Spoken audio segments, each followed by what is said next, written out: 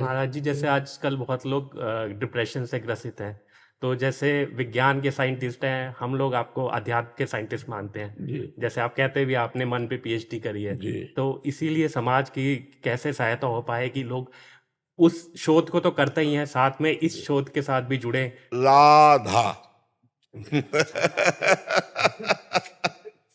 अगर ठीक ना हो जाए तो हमें बता देना। देखो डिप्रेशन क्यों होता है, उसके मूल पे पहुंचो।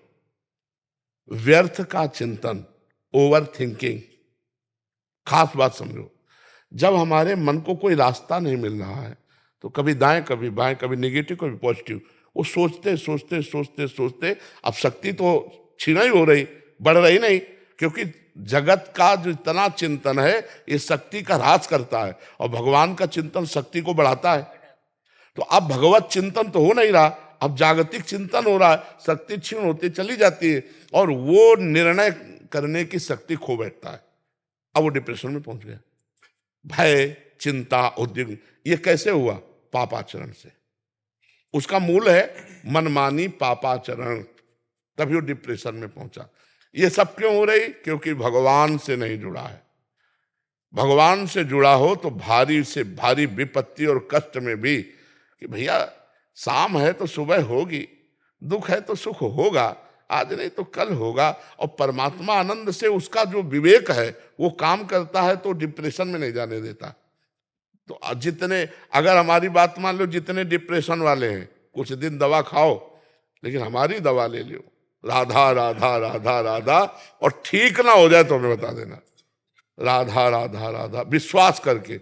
भाई ये विश्वास की दवा है। भगवान मैं ठीक हुआ हूँ हाँ की दवा से। बिल्कुल बिल्कुल, विश्वास कर ले। मेरी बहुत हालत खराब थी, मैं चला ही गया था। अगर आपकी दवा ना होती तो मेडिकल साइंस की दवा से मैं ठीक होने वाला। हाँ बिल्कुल, क्योंकि भगवान में और भगवान के नाम में अपार सामर्थ्य है, अपार सामर्थ्य। 2 साल पहले मैं महानालायक था, एक वीडियो देखी आपकी, उसके बाद मैं महानालायक से नालायक तो हुआ हूँ अभी। लायक बनाओगे आप, बस ये चाहता हूँ। वैसे हमारे प्रभु के दरबार में नालायक का ही ज्यादा आदर होता है। देखो प्रभु को किसी लायकात की जरूरत नहीं और हम किसी लायक नहीं। बस ये बात जब मन में बैठ जाती है तो प्रभु का लाडला बन जाता है। और जब ये बात आती है कि मैं किसी लायक हूं तो फिर उसका गिरना शुरू हो जाता है। क्योंकि जब ये अहम आ जाता है कि मैं जितेंद्री, मैं काम विजयी, मैं क्रोध विजयी, तो फिर माया परीक्षा लेगी और परीक्षा में फेल पक्का होना है। और अगर जब ये हम पहले का ही रहे तो हमारी परीक्षा की जरूरत ही नहीं है। तो हमें लगता है हम नालायकी भले रहता अच्छा रहेगा, हम नालायकी वाले आचरण न करें, पर अंदर से हमें अनुभव होता रहे। देखो हनुमान जी महाराज इतने बड़े ज्ञानी महापुरुष हैं, भगवान हैं, विभीषण जी से क्या कह रहे हैं? असमय अधम सखा सुनो मोह पर रघुवीर, कहाँ मैं ऐसा अधम की प्रात ले जो नाम हमारा ये दिल ताहिल। और हम पर भी भगवान की कृपा है। तो यही बात है, यही दरबार दीन को आदर रीति सदा चली आई। ये दरबार भगवान का ऐसे के लिए ही है कि मैं किसी योग्य नहीं हूं तो भगवान गले लगा लेते हैं, और जिनको ये मैं योग्य हूं तो योग्यता का फल भोगो जाके, और लोगों में भगवत प्राप्ति नहीं। भगवत प्राप्ति तो ऐसे गुरुदेव ने दैन्यता और विनम्रता 2 चीजें तो बहुत ही कही है, बहुत ही कही है। हम दैन्यता और विनम्रता, ये आपने जो सिखाई है ना सबको, और बच्चों में भाव आने लगे हुए हैं। तो प्रिंस बजाज जी। राधे राधे महाराज। राधे राधे महाराज जी। महाराज जी इन्होंने थोड़ा सा लंबा चौड़ा लिखा है, सारांश में कह रहे हैं कि कुछ दिन पहले विदेश में एक कोई यूनिवर्सिटी है, उन्होंने प्रेम पर शोध किया और एमआरआई के द्वारा मतलब उसको अलग अलग इंसानों को डाला गया। उसमें पशु के प्रति उनका प्रेम, पति पत्नी का प्रेम, माता पिता का प्रेम, मित्र से प्रेम, अनजान व्यक्ति से प्रेम, दिमाग की कौन सी नसें सक्रिय हो जाती हैं, ऐसा वाला किया। ये इसलिए कर रहे थे कि इससे उनको डिप्रेशन में गए हुए इंसानों को शोध आदि के लिए ऐसा करें।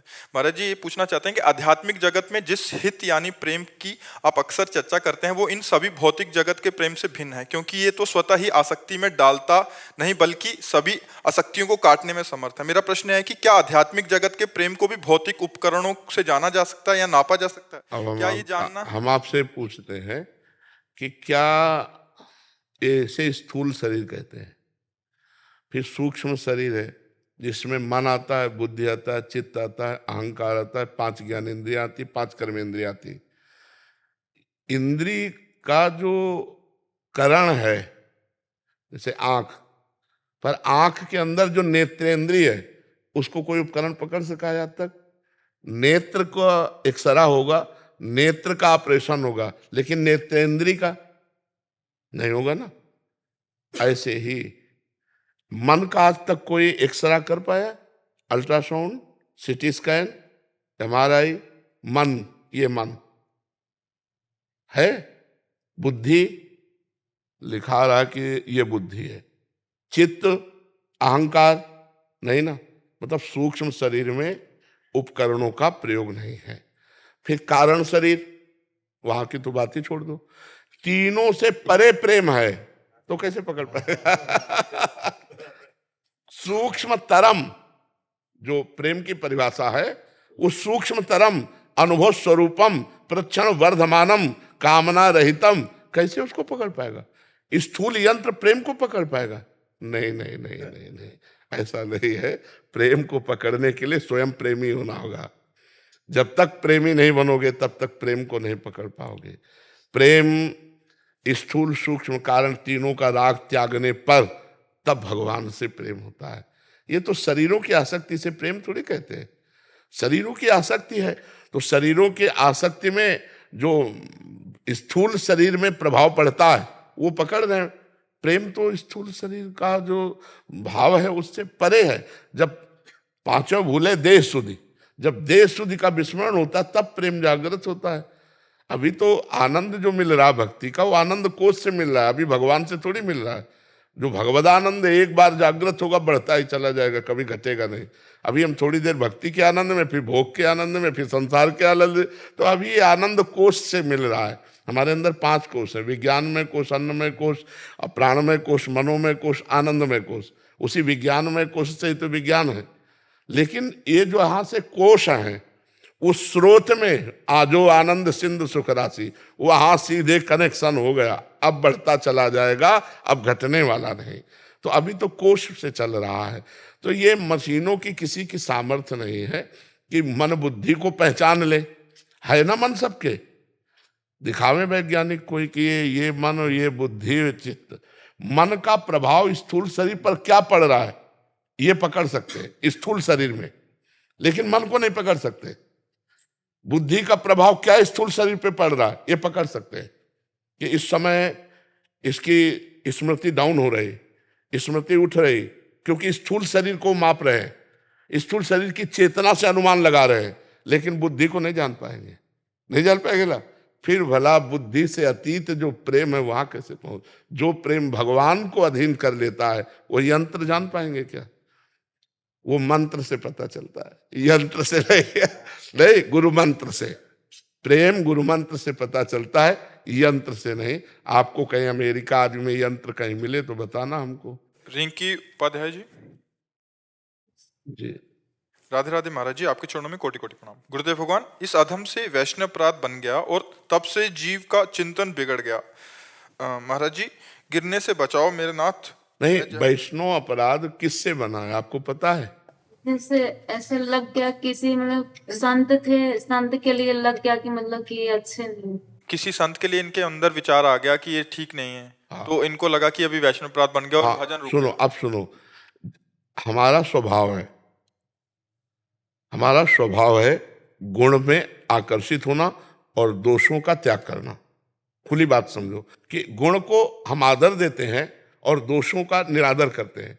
अगर हमें दोष किसी संत में दिखाई दिया कि भाई ये दोष है, तो हमारे अंदर निरादर वृत्ति आ जाएगी। हम उनका संग न करें पर जबान से निंदा न करें तो कोई वैष्णव अपराध नहीं। आप समझ रहे हो हमारी बात? अब हम जबान से जब निंदा कर देंगे तब फिर लागू हो जाएगा। भगवान से प्रार्थना करें कि हे भगवान इसकी बुद्धि शुद्ध करो, ये आपका दास है, जैसा भी है आपका है, तो ये बात चलेगी। अब आप उसकी कई जनों में निंदा कर दो तो फिर अब बात बिगड़ जाएगी, फिर भजन रुक जाएगा। देखो, जो वैष्णव जन है उनसे अगर हमारी कोई बात बिगड़ती है तो हम उनको मन से नमस्कार कर लेते हैं, निंदा नहीं करते हैं। पर अगर कोई वैष्णव का ढोंग कर रहा है और गलत आचरण कर रहा है और हम डरे कि वैष्णव अपराध लगेगा, ऐसा नहीं, ऐसा नहीं है। एक भगत जी आए थे, उन्होंने कहा हमारे घर पे कुछ साधु आए दरवाजे पे और उन्होंने कुछ रुपए मांगे। जो हमने कहा हम इतने रुपए नहीं दे सकते, तो उन्होंने कहा तुम्हारे लड़के को कुछ हो जाएगा ऐसा वैसा। तो मतलब हम डर गए कि संत अपराध ना लग जाए, कहीं लड़का ना ऐसा। तो हम कहा ये सब ड्रामेबाजी की बातें होती है, कहीं भी ऐसे संत नहीं होते कि इतना रुपया दो नहीं तुम्हारा लड़का मर जाएगा। ऐसे संत नहीं होते, सब फ्रॉड होते हैं। और इन फ्रॉडों के साथ जो सचे साठ्यम समाचरे, तुम संत हो, तुम उसका अमंगल मना रहे हो। अरे साधुते होए न कारज हानि। अगर संत को ठोकर भी मार दे तो यही कहेगा तुम्हारा मंगल हो, भगवान तुम्हारा कल्याण करे।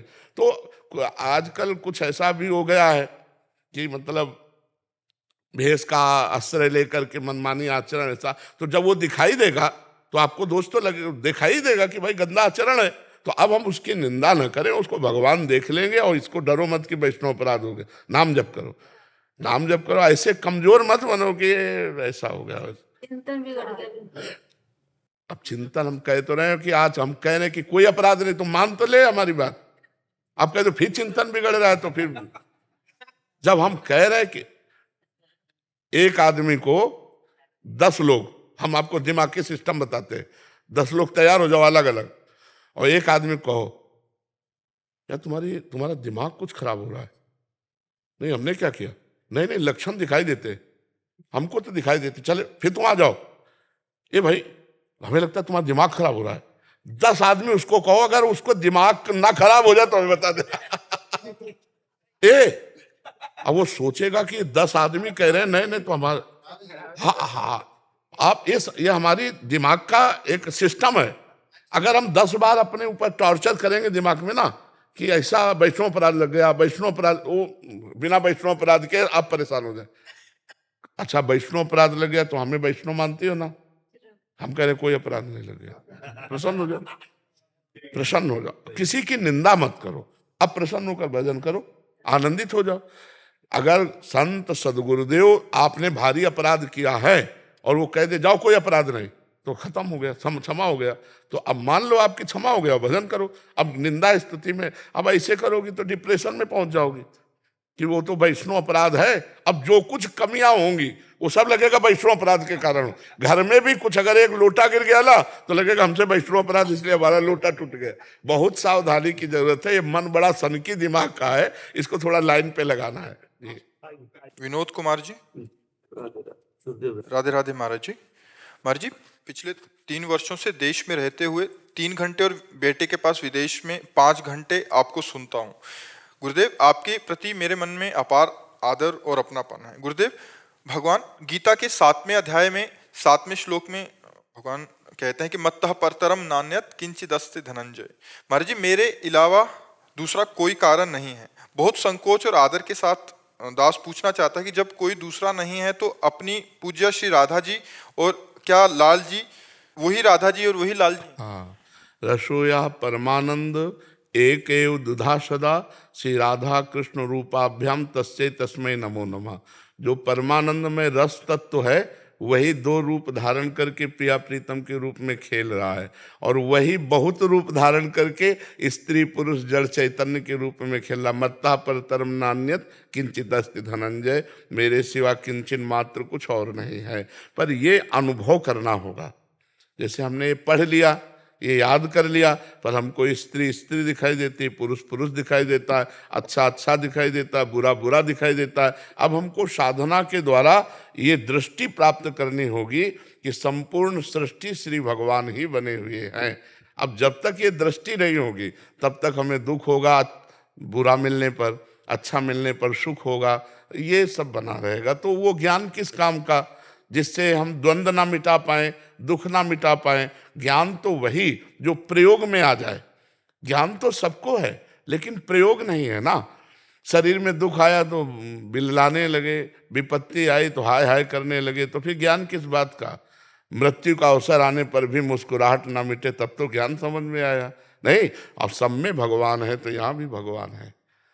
जब किंचन मात्र कोई ऐसी जगह नहीं जहाँ भगवान हो, तो यहाँ भी भगवान है ना। जब सब भगवान हैं, समझो, तो फिर ये क्या है? खत्म खेल हो गया, जीवन मुक्त हो गया। तो हमें अभी ज्ञान केवल पढ़ लिख कर है, अनुभव वाला ज्ञान तो है नहीं ना। जब अनुभव वाला ज्ञान आएगा तब जीवन मुक्त महापुरुष हो जाएगा। इसीलिए भगवान ने कहा, बहु नाम जन्मनावन्ते ज्ञानवान माम प्रपद्यते वासुदेवास सामा। बहुत जन्मों की साधना के बाद ये ज्ञान प्राप्त होता है कि सारा जगत भगवान का स्वरूप है। जैसे गोस्वामी जी को ज्ञान प्राप्त हुआ, सिय राम मैं सब जग जानी, करो प्रणाम जोरी जुग पानी। सब सिया राम विराजमान है। अब अपने तो ऐसा नहीं देख पा रहे, तो इसलिए ज्ञानी पुरुष देखता है। जैसे उपनिषद तत्वदर्शी महापुरुष, सर्वम खलमिदम ब्रह्म, सब ब्रह्म है। लेकिन ऐसा अनुभव होना ये जीवन मुक्त बात है। और ऐसा केवल ज्ञान होना, इससे जीवन मुक्त नहीं हो जाएगा। ज्ञान का मतलब हमें जानकारी हो गई, लेकिन अनुभव नहीं है। स्त्री स्त्री दिखाई देती, पुरुष पुरुष दिखाई देता, जड़ चैतन्य, अच्छा बुरा सब। और भगवान आदेश कर रहे हैं, विद्या विनय संपन्ने ब्राह्मणे गविहस्तनी स्वनीचैव स्वपाके च पंडितास। हाँ, जो कुत्ते में, चांडाल में, हाथी में, गौ में, विद्या विनय संपन्न ब्राह्मण में एक ही परमात्मा को देखता है, वही पंडित है, वही ज्ञानी है। भगवान ऐसा कह रहे हैं। तो हम खूब नाम जप करें, अच्छे आचरण करें, शास्त्रों का स्वाध्याय करें और परोपकार करें। परोपकार की भावना से हृदय बहुत जल्दी पवित्र हो जाता है। और पवित्र हृदय में ही ज्ञान स्फुरित होता है, पवित्र हृदय में ही वैराग्य होता है, पवित्र हृदय में ही प्रेम होता है। और जहाँ मनमानी आचरण है तो प्रवचन भले हो जाए, लेकिन अनुभव नहीं होगा। और अनुभव के बिना फिर प्रवचन किस काम का है? नहीं। तो ज्ञान वही जो प्रयोग में आ जाए। प्रयोग तभी जब भजन होगा, भजन तभी जब आचरण भोजन शुद्ध होगा। आचरण भोजन शुद्ध होगा तो भजन होगा, भजन होगा तो बल आएगा, बल आएगा तो काम क्रोध से लड़ पाओगे, काम क्रोध से विजयी हुए तो ज्ञानी हो गए, भगत हो गए, प्रेमी हो गए, सब हो गए।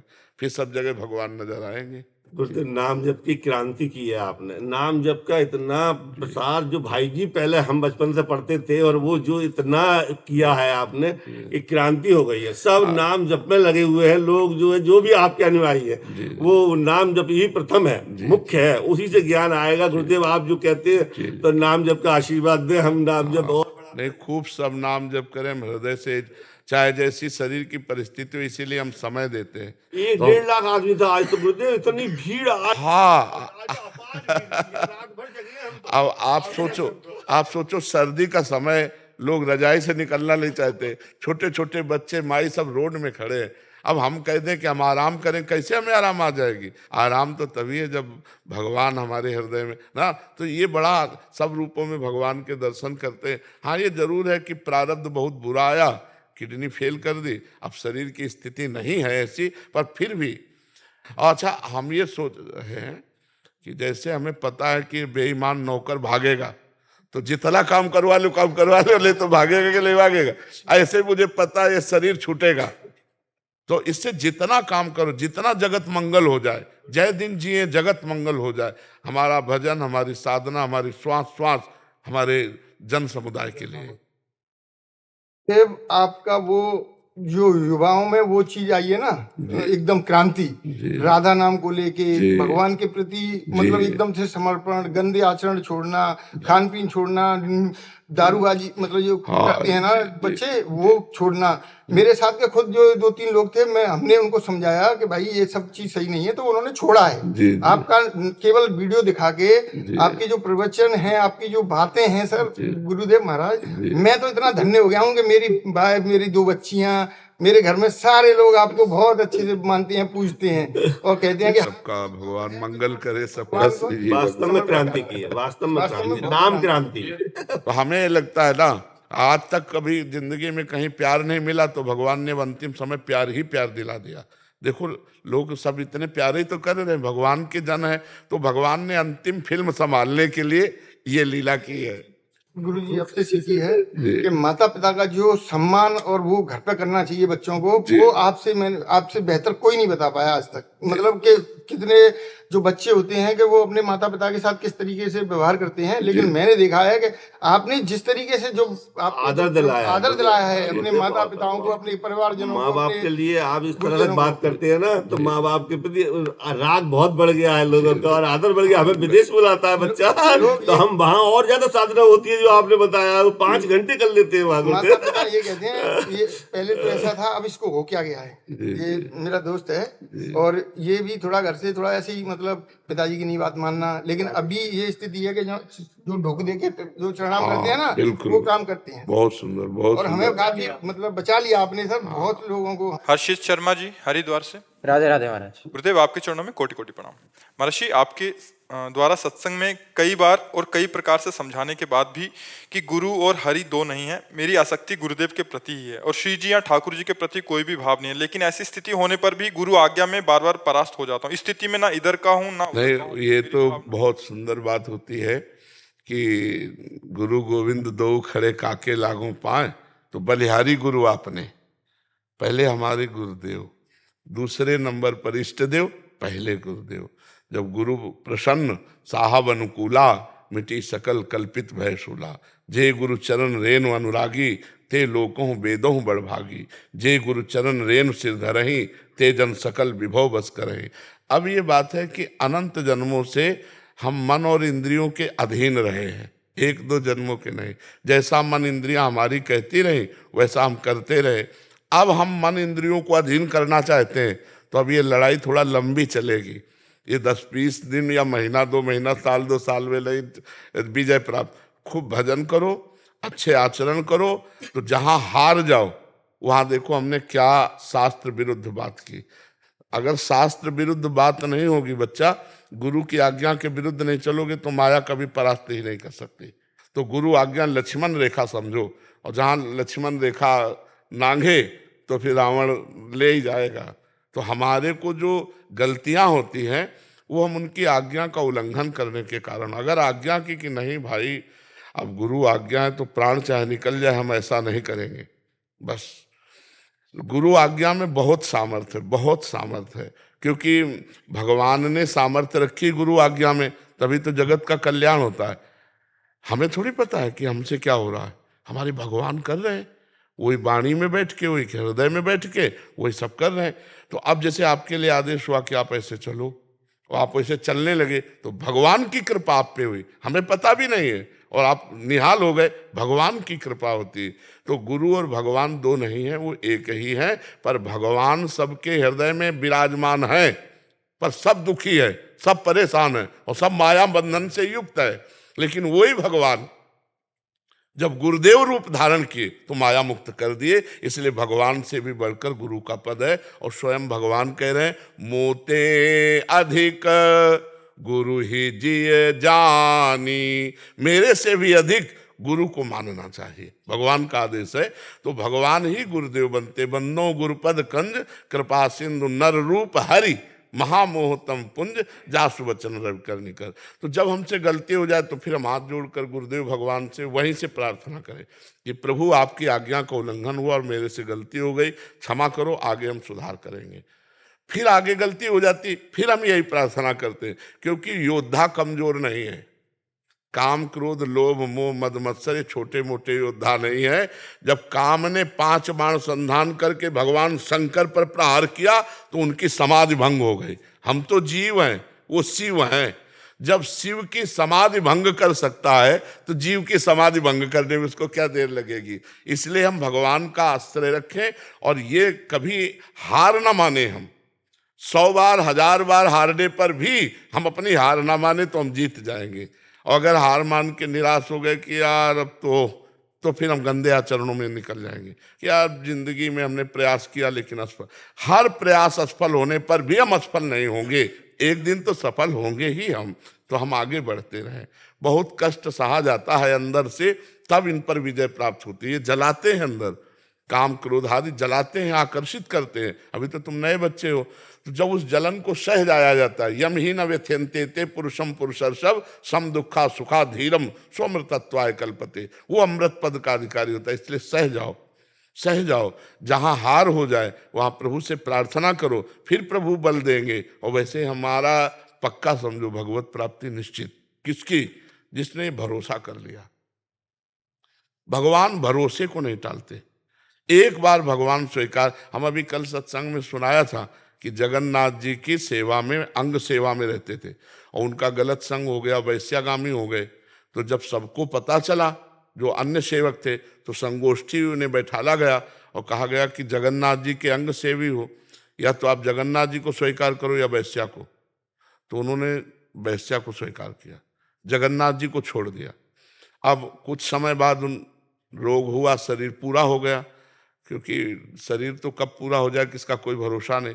तो जगन्नाथ जी ने स्वप्न में अपने पार्षदों से कहा कि उसकी अंत्येष्टि क्रिया करो जैसे हमारे पार्षदों की होती। तो उनका प्रभु, उसने तो आपको छोड़ दिया था। तो कहा उसका स्वभाव है, वो छोड़ सकता है, मेरा स्वभाव छोड़ने का नहीं है। जगन्नाथ जी ने उसको परम पद दिया। थोड़े दिन अंग सेवा की और वैश्या, कितना मलिन काम, लेकिन जगन्नाथ भगवान जिसे स्वीकार करते हैं उसे छोड़ते नहीं। तो अब ये हम कैसे जाने कि भगवान ने हमें स्वीकार किया है? अगर भगवान ने स्वीकार ना किया होता तो साधु समागम न मिलता। अब मोहि भा भरोस हनुमंता बिनु हरि कृपा। हाँ, हमें संत समागम मिला तो इसका मतलब है भगवान ने मुझे स्वीकार किया है। जब द्रवहि दीन दयालु राघव तो साधु संगति पाइए। तो वृंदावन में बैठकर संत समागम कर रहे हो, इसका मतलब भगवान आप पर प्रसन्न है, भगवान ने आपको स्वीकार कर लिया है। जितना बने खूब नाम जप करो, जितना बने लड़ाई लड़ो, जहां फेल हो जाओ वहां ऐसे हो जाओ कि देख लो प्रभु हमारी सामर्थ्य नहीं, अब सामर्थ्य दो तो हम इसको पछाड़े, और नहीं दोगे तो हम ऐसे ही बने रहेंगे, लेकिन कहाएंगे आपके, इस पे संशय नहीं होगा। हम नीच हैं, अधम हैं, पतित हैं, पर हे नाथ हम कहाएंगे आपके। हाँ, हूँ कहावत सब कहत राम सहित उपहास, स्वामी सीता नाथ सो सेवक तुलसीदास। तुलसीदास जी करे, सब लोग कहते हैं कि तुलसी राम का, और हम भी ठसक से कहते हैं राम का। अब महाराज आप देख लो, हमको कैसा बनाना है वो आप देख लो। अगर हमें कामी बना के आप राजी हो तो हम राजी हैं महाराज, और अगर आप ना चाहो तो काम हमको अटैक कैसे कर सकता है? आपकी सामर्थ्य सबको दी गई है, आपकी इच्छा के बिना किसी की सामर्थ्य का प्रयोग हो ही नहीं सकता। हमें कैसे सता सकते हैं काम क्रोध? तो प्रभु आप ही बचाओ मुझे। मेरे बनाए ना बनेगी कोटि कल्प लो, आपके बनाए बनेगी पल पाव में। जी। शाकाल शर्मा जी जम्मू से। राधे राधे गुरु जी। राधे राधे महाराज जी। महाराज जी, जीवन में कभी कभी ऐसी स्थिति आती है कि हमें सत्य और कर्तव्य में से किसी एक को चुनना पड़ता है, तो क्या करना चाहिए महाराज जी? सत्य और कर्तव्य। तो असत्य कौन सा कर्तव्य होता है? कर्तव्य भी असत्य होता है क्या? कभी कभी कुछ ऐसा करना पड़ता है कि हमें पता है कि वो सत्य नहीं है, लेकिन वो करना पड़ रहा। ऐसा कौन सा कर्तव्य हो सकता है? अरे बड़े हैं या कोई है, कुछ करने के लिए बोल रहे हैं, हमें पता है कि वो है गलत, लेकिन करना पड़ता है। वैसे ठीक आपकी तरह एक ऑफिसर यहाँ बोला था और दहाड़ के बोला था, तो हमका सस्पेंड कर दिए जाओगे, बोले 3 बार हो चुके हैं। कह रहा था कि अब चाहे कुछ हो जाए, मैं जिसे असत्य जानता हूं नहीं करूंगा। और आपका प्रवचन जब से सुना तब से हमारी हट हुई है, और उसने कहा कि अब मुझे चिंता नहीं कुछ भी, मैं असत्य नहीं करूंगा। जिसे असत्य जानता हूं हमका सस्पेंड कर दिए जाओगे। तो कहा 3 बार हो चुका हो। तो भाई असत्य तो असत्य ही है, वो कर्तव्य नहीं हो सकता। कभी असत्य कर्तव्य नहीं हो सकता। मान लो आपके द्वारा पता है कि वो निर्दोष है, लेकिन उसे फंसाना है, क्या ये कर्तव्य हो सकता है? आपके द्वारा पता है कि ये लेना धन गलत है और आप ले रहे हो और ऊपर भेज रहे हो, तो क्या ये कर्तव्य है? कर्तव्य कभी असत्य नहीं हो सकता। हमें तो नहीं समझ में आता कि कर्तव्य सत्य हो। अपने कर्तव्य का पालन करने वाला भगवान की प्राप्ति करता है। कर्तव्य ही परम धर्म है, कर्तव्य ही परम सत्य है। पर हम असत्य को कर्तव्य कैसे कर सकते हैं? अगर धर्म से चलोगे तो प्रारब्ध भी होगा तो बच जाओगे, और अधर्म से चलोगे तो नष्ट हो जाओगे। तो हमें ऐसा नहीं लगता कि अधर्म कभी कर्तव्य हो सकता है, हमें नहीं लगता। आप हमको अगर व्यक्त करके बताएं तो हम आपसे ही पूछ लेंगे क्या ये कर्तव्य है। जैसे कि माता पिता ने ही कोई काम बोल दिया या कुछ ऐसा कह दिया कि ये करना ही करना है, मेरे लिए तो वो करते हुए उन्होंने कहा ये नहीं तो उसमें नहीं नहीं नहीं, प्रहलाद जी को विरोध करना पड़ा जब हरि की निंदा कर दी कि हरि का चिंतन न करो, हरि का भजन छोड़ दो, ये वो हमारा शत्रु है। तो पहले पिताश्री कह के बात करते थे, फिर प्रहलाद जी ने दैत्यराज कह के बात किया। तजेव पिता प्रहलाद विभीषण बंधु भरत महतारी, गुरु बल तजेव कंत ब्रज बनितन भेमुद मंगलकारी। भेमुद मंगलकारी, मंगल करने वाले बन गए वो सबका। ऐसा थोड़ी कि हमको गुरु गलत आज्ञा दे तो हम कर दे, हमको पिता गलत आज्ञा दे तो हम कर दे। भरत जी जैसे महाप्रेमी, प्रेम के अवतार भरत जी हैं, जब आके ननिहाल से पहले पैर, और जब ये सुना कि मेरे को निमित्त बनाकर भगवान को नंगे पैर 14 वर्ष का वनवास, तो मां नहीं कहा पापिनी आज के बाद कभी तेरा मुख नहीं देखूंगा और कभी तुझे मां नहीं कहूंगा। भगवान के अवतार है राम लक्ष्मण भरत शत्रुघ्न, जीवन में कभी कई का मुख नहीं देखा और कभी मां नहीं कहा भरत जी ने। तो ऐसा नहीं है कि अधर्म और असत्य को हम कर्तव्य मान लें, वो चाहे पिता बोले चाहे गुरु ने मना किया ना, शुक्राचार्य जी ने मना किया ना कि वामन भगवान है, इनको 3 पग क्या दोगे, तुम जानते हो ये तुम्हारा सर्वस्व छीन लेंगे, मना कर दिया मत दो। लेकिन बलि जी ने नहीं माना, गुरु आज्ञा नहीं मानी और भगवान को दिया, और भगवान ने जब आज्ञा की तो गुरु ने यज्ञ पूरी कराई। आज भी उनके साथ है रसातल में, आज भी भगवान विराजमान है वामन रूप से, और गुरु शुक्राचार्य जी भी वहीं विराजमान है। तो हम असत्य को तो नहीं मान सकते।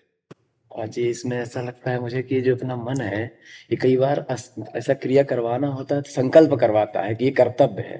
हाँ हाँ, ऐसा मान सकते हैं कि हमारी बुद्धि सही निर्णय नहीं कर पाती, जी सही नहीं कर पाती, लेकिन असत्य कभी कर्तव्य नहीं हो सकता, और कर्तव्य करने वाला कभी निराश उदास हताश नहीं हो सकता।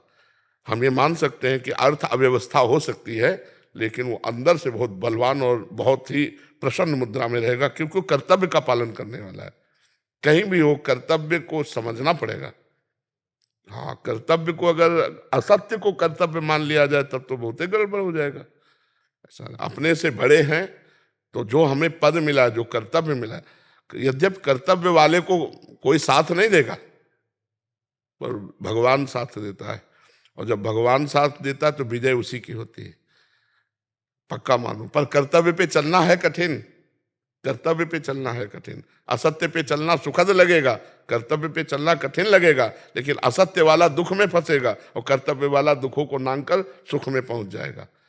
अपने कर्तव्य का धर्म पूर्वक पालन करने वाला भगवान का भक्त ही कहा जाता है, क्योंकि भगवान धर्म स्वरूप है, धर्म स्वरूप भगवान ही तो है। तो इसलिए कर्तव्य का निर्णय ठीक करो।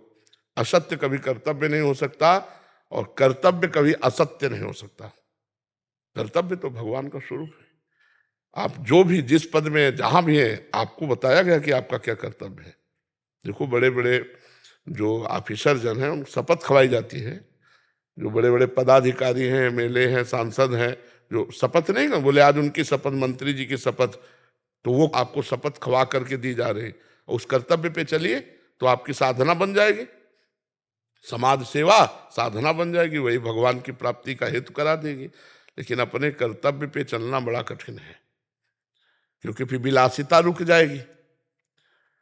सरकार पेमेंट देती होगी है तो बस उसी से जीवन चलाना चाहिए, और जितना वो सब समाज सेवा में, पर ऐसा कहाँ हो कर्तव्य कोई बिरला ही करता होगा, करते होंगे क्योंकि सत्य भी है तो कहीं करते होंगे। लेकिन जैसे कभी कभी पकड़ में आते हैं कि उनके यहाँ इतना करोड़ रुपया निकला, इतना, तो सरकार का दिया हुआ तो नहीं है पेमेंट, तो कहीं ना कहीं भ्रष्टाचार महाराज जी चरम सीमा पे है महाराज जी। हाँ, तो फिर अब क्या, फिर वो कर्तव्य थोड़ी होता है, वो तो फिर मतलब सब ऐसे ही है, खाओ पियो मर जाओ पशु पक्षी की तरह। मनुष्य जीवन का जो लाभ है वो तो नहीं मिल पाएगा ना। लेकिन इसे कर्तव्य नहीं कहते। कर्तव्य तो कहते हैं कि सरकार के पैसे से जैसे आपको पेमेंट मिलती है, उसी से पानी पियो, उसी से भोजन पाओ और अपना पेट्रोल लगा के जाओ और फिर वहां काम करो आप। कोई किसी ने बोला कि हम करते हैं, बट कह रहे एक रीत बन गई है, उस रीति को कैसे तोड़ा हाँ, जाए? भ्रष्टाचार की रीति होती है, सत्य की कोई रीति नहीं है, भ्रष्टाचार की रीति होती है। बहुत ऐसा होता है महाराज। अब इन चीजों को तो हम धर्म नहीं मान सकते ना, सत्य तो नहीं मान सकते ना, इनको करे कोई भी करे। महाराज जी, उस पैसे से जो व्यक्तिगत जिसने लिया है उसका अहित होगा जीवन में उसके। अब हम तो है नहीं ना उनके पास, जीवन में वो कभी शांत नहीं हो सकता, कभी प्रसन्न नहीं हो सकता, कभी उद्वेग रहित नहीं हो सकता। ये तो उसके अंदर का विषय, बाहर तो उसको गाड़ी दिख रही है, बंगला दिख रहा है दूसरों। हाँ, और अभी तो ब्याज है, मूल तो आगे मिलेगा ना। भगवान ने किस लिए तुम्हें भेजा था, क्या कर दिया तुम्हें, उसका भी तो दंड मिलेगा। महाराज जी, मानसिक चिंताएं जो होती हैं, क्लेश होते हैं, ये भी दंड का आचरण का परिणाम होता है। भले प्रकट में नहीं दिख रहा, बट ये जो मानसिक चिंताएं हो रही हैं, क्लेश बिल्कुल हो रहे हैं, हमारी गलतियों का परिणाम ब्याज ही है, मूल तो दंड मिलेगा। भय, चिंता, शोक, उद्विग्नता, ये सब उसी का परिणाम होते हैं, उसी का परिणाम होते हैं। और बड़ी दुर्दशा होती है, बड़ी दुर्दशा, चाहे वो न्यायाधीश हो, चाहे कोई भी पदाधिकारी हो, यदि आप अपने कर्तव्य का पालन नहीं करते तो शोकित, चिंतित, परेशान एकदम। जब तक आचरण नहीं सुधारोगे, भजन नहीं करोगे, तब तक ठीक नहीं होगा। भजन करना अत्यंत आवश्यक है, तभी बुद्धि शुद्ध होगी। इस भजन सारथी सुजाना, भगवान राम जी ने कहा है, इस रथ का सारथी बुद्धि है। अगर बुद्धि शुद्ध करनी तो नाम जप करे, भजन करे, तभी बुद्धि शुद्ध होगी। रुपया से शांति नहीं मिलती, रुपया से आनंद नहीं मिलता, रुपया से सदगति नहीं होती। विमान थोड़ी खरीद लोगे जहां भगवान के यहाँ जाना है। तो रुपया धर्म पूर्वक कमाओ। देखो हमारे यहाँ 4 पुरुषार्थ हैं, धर्म, अर्थ, काम, मोक्ष। तो धर्म पहले है, अर्थ लेने के पहले देखो ये तुम्हारा धर्म है कि नहीं। अगर वो अधर्म युक्त है तो भाई हम नहीं लेंगे। बड़ी बड़ी मतलब व्यवस्थाएं हैं। ऐसा नहीं कि धर्मात्मा पुरुष गरीब होता है। चक्रवर्ती सम्राट महाराज अम्बरीश हैं, धर्मात्मा है। हाँ, ये जरूर है कि धर्मात्मा का साथ कम लोग देते हैं, बेईमानी का साथ बहुत लोग देते हैं। तो धर्मात्मा तो बिरले ही होते हैं। तो अपने को चाहिए कि कम से कम साधु संग मिला है, तो आप बिरले में हैं, आप सब साधारण में नहीं हैं, तो अब आप धर्म से चलिए। धर्म में कठिनता हो सकती है, लेकिन ऐसा नहीं हो सकता कि उसकी सदगति रुक जाए या उसका आनंद शोक में बदल जाए। हम कई बार बताया, अधर्म करने वाले हाइलोजन की तरह चमकेंगे, पर फ्यूज इनको पक्का होना है, पक्का होना है, आप समझ लो। धर्मात्मा पुरुष दीपक की तरह जलेगा, लेकिन वो कुल परंपरागत चलता रहेगा। और अधर्मी पुरुष हाइलोजन की तरह एकदम नष्ट हो जाएगा। डरो बेईमानी के पैसे से, डरो बेईमानी करने से, दूसरों को दुख पहुंचाने वाले कार्यों से डरो। अब ऐसे ऐसे कार्य सामने आते हैं, अब वो जान रहे हो तुम निर्दोष है, और फिर भी आप उसकी मतलब हानि कर रहे हो, तो भगवान फिर दुखिया को न सताइए, दुखिया देगा रोए, और जब दुखिया के मुखिया सुने तो तेरी गति का होए। तो बस ये समझना है। ये आपकी बातों का बहुत प्रभाव भी हो रहा है हमसे। जैसे यहाँ तो इतने आते हैं, हमसे लोग मिलते रहते हैं, तो काफी जने ऐसे कहते हैं कि हमने अधर्म आचरण, जो ये अधर्म का धन आदि निषेध कर दिया है बिल्कुल। बट क्या कुछ जनों की ये भी आती है कि बहुत सिस्टम इतना वैसा हो चुका है कि वो नीचे से ऊपर तक, वो मतलब नौकरी करे तो कैसे, क्या छोड़ दें या करें तो फिर इतने ज्यादा दिक्कतें आती हैं। चलती चक्की देख के दिया कबीरा रोए, 2 पाटन के बीच में साबित रहा न कोई। तो चलती चक्की देख के दिया कमाल ठठाए, और रहा सहारे कील के तो बाल न बांका जाए। कील कौन है? भगवान। अगर भगवान का आश्रय है तो हमें ये थोड़ी कि नौकरी छूट जाएगी तो क्या होगा। नहीं भाई, हम अधर्म पूर्वक नौकरी नहीं कर सकते, ये इस्तीफा लो। हम लेबरी कर सकते हैं, लेकिन अधर्म आचरण नहीं कर सकते। तो भगवान देख रहे हैं ना तुम्हारे इसने, वो कहीं ना कहीं ऐसी जगह से उठा देंगे कि आप चमक पड़ोगे, पक्का समझ लो। ऐसा नहीं कि अपने ही कि ये सब होता है। ये वाला भय रहता है कि अभी इसको छोड़ देंगे तो कहाँ, तो वो भगवान का भरोसा लेके, क्योंकि सहारा नहीं लिया ना, भगवान का आश्रय नहीं लिया ना, बात तो ये है ना। और भगवान का आश्रय है तो सब बात बन जाएगी। भगवान का आश्रय नहीं तब तो डर लगेगा ही।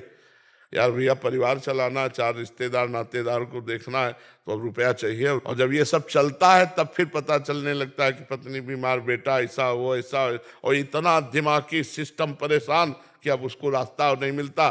तो भाई चाहे जितना आचरण आपका अगर अपवित्र है तो अशांति हो। तो बिना भगवान के आश्रय के भजन के सुख शांति नहीं है। जो जितना अधर्म करेगा परिणाम में उसको दुख भोगना पड़ेगा। जो धर्म से चलेगा तो वर्तमान में दुखी हो सकता है, परिणाम में वो बड़ा आनंदित रहेगा। पीयूष उपाध्याय जी उज्जैन से। राधे राधे। राधे राधे महाराज जी। राधा वल्लभ श्री हरिवंश। महाराज जी आपके चरणों में कोटि कोटि प्रणाम। महाराज जी एक चौपाई है, प्रारब्ध पहले रचा पीछे रचा शरीर, तुलसी चिंता क्यों करे भजले श्री रघुवीर। महाराज जी इस चौपाई के अनुसार सब कुछ पहले से ही निश्चित है, तो महाराज जी केवल प्रारब्ध, सब कुछ क्या निश्चित है? हमारी भगवत प्राप्ति निश्चित है क्या? हमारे पाप कर्म निश्चित है क्या? प्रारब्ध 2 कर्मों से बनता है, पूर्व संचित कर्म से निकालकर शुभ और अशुभ, जो हमको सुख और दुख केवल दे सकते हैं, बस। इसके बाद हमारी बुद्धि रची गई है। अब हम बुद्धि से सुमति के मार्ग में चलते हैं या कुमति के मार्ग में चलते हैं, ये हमारा निर्णय होगा। ये नई खेती होगी हमारी। मनुष्य जो है, हम कोई गधा पशु नहीं है कि केवल प्रारब्ध ही भोगने आए हैं। हम नवीन कर्म करके प्रारब्ध को विध्वंस करके भगवत प्राप्ति करेंगे। समझ पा रहे हो? प्रारब्ध कोई देवता नहीं है, भगवान के दास हैं, अविनाशी अंश हैं। ये शरीर पर प्रारब्ध आता है, हमारे पे नहीं आता। बताओ ना, तो क्या परेशानी है? गुरुजी बस ये है कि प्रारब्ध के कारण आज का भविष्य निश्चित होगा या फिर जो लिखा हुआ है? प्रारब्ध के कारण भविष्य निश्चित नहीं होता, क्रियमाण से अब हम भविष्य बनाएंगे। क्रियमाण माने नया कर्म। हाँ, प्रारब्ध। अब जैसे हम भजन मार्ग में चल रहे हैं, अब हमारे प्रारब्ध ने लात मारी, गिराया, 35 वर्ष की अवस्था से किडनी फेल। लेकिन हमारा पुरुषार्थ, भगवान की कृपा कि 18 वर्ष में 18 मिनट भी अपने को रोगी नहीं माना है। और रोगी शरीर है और कष्ट भोग रहा है, सब हो रहे, लेकिन दिनचर्या भी हो रही। मान लो कल दिनचर्या ना हो तो हमारा चिंतन थोड़ी रोक लेगा प्रारब्ध। प्रारब्ध केवल सुख और दुख देगा शरीर को। कर्म से इसका कोई संबंध? कर्म से क्या संबंध है? हम प्रारब्ध लात मारेगा के, जैसे आपने बहुत बढ़िया पढ़ाई पढ़ी, डिग्री आपके पास है, लेकिन प्रारब्ध में आपको दुख भोगना तो कहीं नौकरी आपको नहीं मिलेगी। समझ रहे? लौकिक। लेकिन आप नाम जपना शुरू कर दें तो लौकिक और पारलौकिक दोनों सुखों की भीड़ लग जाएगी। यह है प्रारब्ध को विध्वंस करने का एक बाण। त्रैताप नशावन एक बाण, भवरोग नाशन एक बाण, लोक परलोक में समस्त सुखों की प्राप्ति एक बाण। जासु नाम भव भेषज हरन घोर त्रय शूल। भगवान का नाम तीनों शूलों का नाश करने वाला और इस भवरोग का नाश करने वाला, प्रारब्ध को भोगने की सामर्थ्य देने वाला, संचित कर्म को विध्वंस करने वाला और क्रियमाण को महान बना देने वाला। मनुष्य जन्म है प्रारब्ध के अधीन नहीं। प्रारब्ध केवल आप व्यापार कर रहे हैं, आपका बहुत बुरा प्रारब्ध है तो घाटा लगेगा आपका, बस इतना कर सकता है। लेकिन आप प्रारब्ध को विध्वंस करने वाला सूत्र अगर जान गए, रामकृष्ण हरि राधा जो भी नाम, अब आपका मंगल हो जाएगा। कोई हाँ नाम ही है, दूसरा कोई उपाय नहीं। आप समझिए, कलिकाल मलायतन मन कर देख विचार, श्री रघुनाथ नाम बिन नाहि नान आधार। भगवान का भजन ये सब विध्वंस कर देता है, सब विध्वंस कर देता, पक्का मानो। प्रारब्ध कुछ नहीं, इससे बुरा प्रारब्ध क्या हो सकता है जो हमारा है? क्या है प्रारब्ध हो सकता है? कितनी परेशानियां। आओ तुम हमारा क्या कर लोगे? अविनाशी के बच्चा है, अविनाशी के बच्चा है, तू विनाश शरीर का कर सकता है, मेरा नहीं। और राधा राधा राधा अभ्यास किया तो राधा राधा राधा क्या कर लेगा? जब से ही नाम जपत आई सब सोई, देव सुबुद्धि कृपा करि मोय, पोई सुगुन माला रचो, नित्य सुकंठ जो पहिरवतास। नाम जपते ही सब ज्ञान विज्ञान जागृत हो जाएगा। जो नाम जप नहीं करता वो ज्ञान विज्ञान होते हुए भी वो इसी माया में फंसेगा, काल प्रवाह को नहीं तोड़ सकता। जड़ चेतन की ग्रंथ का भेदन करने वाला ज्ञान नाम से होता है। राम नहीं कह पाते थे, मरा मरा कहे तो ब्रह्म ऋषि हो गए। समझ रहे हो? नाम नहीं तो हम कुछ नहीं मानते। नाम अंक है और हर साधन शून्य है, गोस्वामी जी ने कहा है। तुलसीदास जी ने शून्य शून्य शून्य, कुछ नहीं बराबर शून्य, और एक शून्य 10, एक शून्य 100, एक अंक लग गया ना, अब शून्य 10 गुना फायदा देता चला जाएगा, 1000, 10,000, लाख ऐसे बढ़ता चला जाएगा। तो यदि नाम जप करते हुए हम किसानी कर रहे हैं, व्यापार कर रहे हैं, सब कर, बड़ा मंगलमय जीवन। नाम के बिना सब जीवन अधूरी।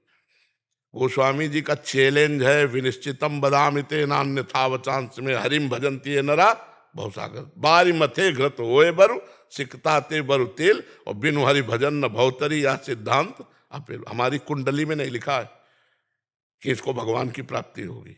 ये हमें नया निर्माण करना होगा। भाग्य, हम मनुष्य बने हैं नए भाग्य का निर्माण करने के लिए, प्रारब्ध के अधीन नहीं, ग्रह नक्षत्रों के अधीन नहीं। ये तभी होगा जब भगवान की अधीनता स्वीकार करोगे। भगवान की अधीनता नहीं तो तमाकू अधीन कर लेगी। एक तमाकू अधीन कर लेगी, उसके बिना नहीं जी सकते।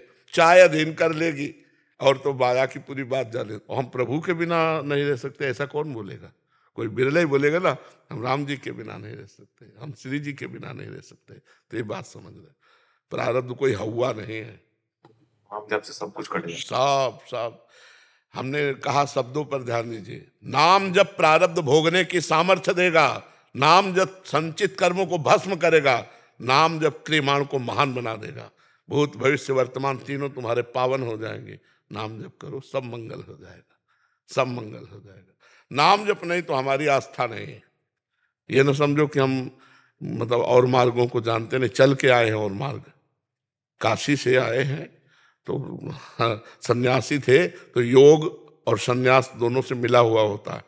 तो कर्मकांड को भी जानते हैं, क्योंकि ब्राह्मण के घर जन्म हुआ था। और काशी में रहे तो सांख्य योग, ज्ञान योग, वेदांत को भी जानते हैं। और सन्यास में योग प्रधान होता है, इसलिए योग मार्ग को भी जानते हैं। और भक्ति मार्ग की तो चरम सीमा वृंदावन है ही है, इसलिए सबका सार निकाल के राधा, ये 2 अक्षर तभी हम जोर जोर से दौड़ते रहते, राधा राधा राधा, जप के देखो, जप के देखो। अरे भाई खा के देखो, कोई पैसा थोड़ी लग रहा है, फ्री है राधा नाम, कोई पैसा से। राधा राधा राधा। अब आपको राधा नाम पे श्रद्धा हो तो हमारे प्रिया प्रीतम के बहुत से नाम, राम नाम है, सिया नाम है, कृष्ण नाम है, हरि नाम, उन्हीं के सब तत्व तो एक ही है ना, 100-200 थोड़ी है। उन्हीं के नाम अनंत है, हरि अनंत, हरि कथा अनंता। नाम जप करके देखो, परम मंगल हो जाएगा। प्रारब्ध मिटिया मेट कर देगा। नाम जप कर जपोगे तो प्रारब्ध का मिटिया मेट हो जाएगा। 18-19 साल हो गए भोगते हुए इस शरीर को। अब जब जिस दिन जाना है तो जाना ही है, पक्का होगा, वो तो है ही है। कब कब जाना है, सुबह की शाम हो तो भगवान जाने। पर जाने की बात से हम ऐसे तैयार हैं जैसे किसी को अपने प्रियजन के पास जाना हो ना, परदेश से अपने घर जाना हो तो कैसा उत्साह होता है, ऐसा हमें उत्साह है मरने का। उत्साह है क्योंकि अपने प्रिया प्रीतम से मिलेंगे। अनंत जन्मों से भटकते रहे, इस जन्म में अवसर दिया प्रभु ने, अपने स्वामी से मिलेंगे। हम उनके अंश हैं, वो हमारे अंशी है, वही हमारे सब कुछ है। और हम भूल गए थे। जब आज गुरु जी ने बताया, पता चला, तब उत्साह हुआ कि इस शरीर को छोड़कर अपने प्रीतम से मिलेंगे। आए मिले परिवार आपने, हरि हंस कंठ लगायो, बड़ो भाग वृंदावन पायो। तो प्रिया प्रीतम से मिलना क्या करेगा? प्रारब्ध क्या कर देगा? कुछ प्रारब्ध नहीं। प्रारब्ध हमारे ऊपर नहीं, शरीर के ऊपर है। और शरीर हम नहीं है, हम भगवान के अंश, अविनाशी, चेतन, अमल, सहज, अविनाशी जो स्वरूप हमारा है वो आनंद ही आनंद है। दुख किस बात का है? दुख का तो लेस नहीं। कहाँ दुख है? किस बात का दुख है? प्रारब्ध दुख देता है या सुख देता है? और वो दुख सुख दोनों हमारे लिए दुख ही है। वो दुख सुख दोनों हमारे लिए दुख है। जो सुख है वो इनमें है, प्रभु में है। जब नाम जब करते हैं, उनकी रूप माधुरी, लीला माधुरी, गुण माधुरी, और ठसक है हमारे माई श्यामा जी को रात, मेरी महारानी श्री राधा। क्या भय, क्या प्रारब्ध? अब बताओ, इस समय क्या आपको दुख है? केवल सुन रहे हो चर्चा। वो अगर चिंतन चल रहा है उनका, तो फिर कैसी छाती होगी चौड़ी। हाँ, पक्का समझ। हर परिस्थिति में एक अजीब आनंद, एक अलौकिक सुख भगवान देते हैं। हम कई बार बताया कि हम बचपन से बाबा जी हैं, अगर हमको भगवान सुख न देते तो हम माइक से कह देते, पर पक्का कहते हैं। हम हर समय ऐसे आनंदित रहते हैं। कई बार बताया कि अब कैसे बताऊं तुम्हें आनंदित रहते हैं हम भगवान को, कि मेरे प्रभु हैं, मेरे स्वामी हैं, मेरे इष्ट हैं, मेरे आराध्य देव, मेरे प्रीतम हैं। और जाना है तुमको भी, हमको भी, सबको भी, इसका नाम मृत्यु लोक है। और कुछ साथ नहीं जाना तो तुम्हारा घाटा हो गया, हमारा मुनाफा हो गया। अगर भजन नहीं किया तो तुम्हारा घाटा कुछ नहीं लेके जाओगे, और अगर भजन कर लिया तो साथ लेके जाओगे, तो आनंद रहेगा। आपको जैसे अमेरिका जाना हो, पास आपके पास हो, और वहाँ रिश्ता आपका समझ में कि हमारे संबंधी रह रहे हैं, वास की व्यवस्था हो, और जेब में खूब रुपया हो, और आपको कोई परेशानी होगी क्या? और एकदम अमेरिका जाना पड़े, ना पास है, ना रुपया है, ना परिचय है, तो घबराहट पैदा हो जाएगी। ऐसे ही है, एकदम मृत्यु जब आएगी तो जो परिचय हो तो सब खत्म कर देगी, और जहाँ जाना है वहाँ परिचय नहीं, और जो खर्चा करना है वो राम नाम, कृष्ण नाम, हरि नाम रूपी धन नहीं। अब उसकी हालत देखो। तो इसलिए प्रारब्ध कुछ नहीं, प्रारब्ध कुछ नहीं, वो केवल शरीर के ऊपर अपना प्रहार करता है। नाम जप करो सब सही हो जाएगा, नाम जप से सब ठीक हो जाएगा। अनंत जन्मों के संस्कार नष्ट करके भगवान का प्रेम प्रकट कर देता है नाम। सुमिर पवन सुत पावन नामो, अपने बस करी राखे रामो। अब भगवान को बस में कर लिया, अजित को जीत लिया नाम के बल से। सुमिर पवन सुत पावन नामो, अपने बस करे। नाम का अमोघ प्रभाव है, बस हमारी बात मान लो। जैसे बने तुम्हें जो नाम प्रिय लगे वो नाम जप करने लगो, तुम्हारा मंगल हो जाएगा। पहले जलन होगी, फिर शीतलता होगी। यत तज्ञे विस्म्यु परिणामे अमृतोपमम। जिसकी शुरुआत विष जैसी हो उसका परिणाम अमृत होगा। तो जब भजन शुरू करते हैं तो बहुत से विषय विकार, नाना प्रकार की जलन, अगर सह गए और भजन बढ़ाते गए तो भगवान की प्राप्ति निश्चित है। ये हमारे प्रारब्ध में दम नहीं है, ये हमारे भजन में दम है। ये इस समय के वर्तमान के भजन में दम है, जो प्रारब्ध को भी विध्वंस कर सकता है।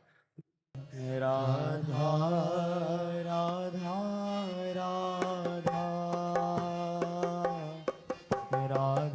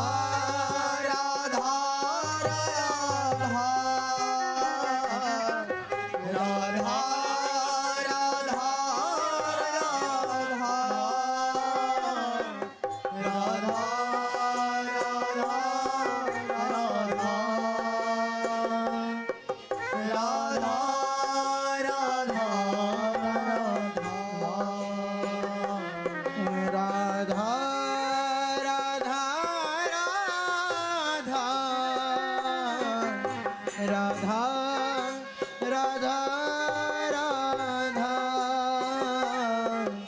राधा राधा